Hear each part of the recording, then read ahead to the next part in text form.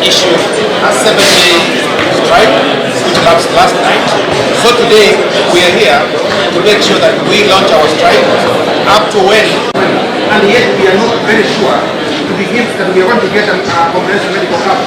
So then the question is, where does this government want to take? That's why members of the Kisii today, most of our members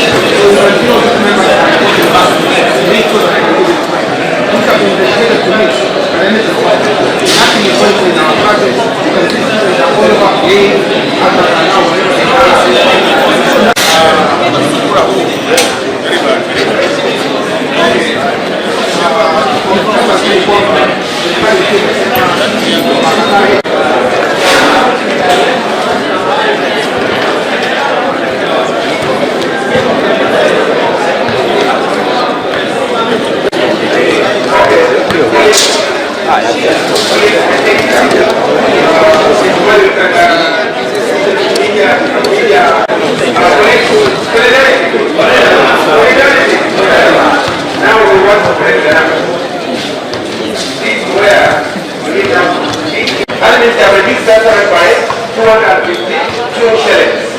Let's look at it comprehensively when you go to Notch 12. Notch 12 is supposed to be adding 174.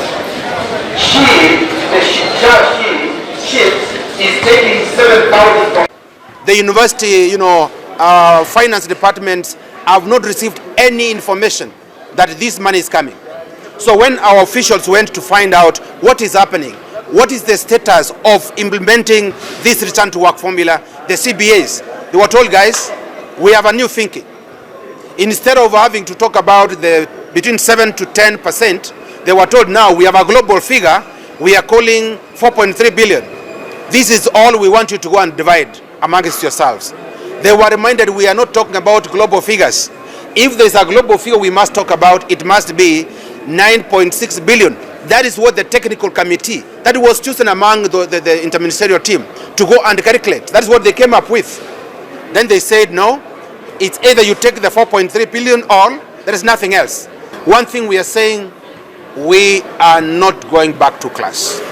We have been taken for granted for too long. This time round, we must have our issues sorted, and sorted immediately. We cannot believe and deal with a government that is a deceitful government, that is taking us round circles. When these guys were dealing with other issues that are not of no consequence with the country, they all rallied themselves quickly behind each other. Look at how fast Deputy President's impeachment went through. Very fast. Parliament, Senate, and now he's out. But when we are talking about serious issues affecting the children of this country, affecting the future of this country, you can see how we are being taken round circles. So we are saying it's either money in our accounts or the end of the world. Yes. For us, we are saying, no, do not make us slaves. We want to work for a genuine government. We want to offer good services that are, remunerated, commensurate to what we are earning. Thank you.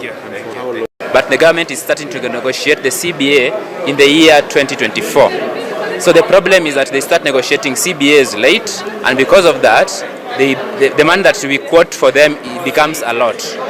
Otherwise, if they negotiate the CBA in 2021, the money will not be a lot. It will be divided into the 4 years, and therefore it will be easy for them to manage to pay the CBA.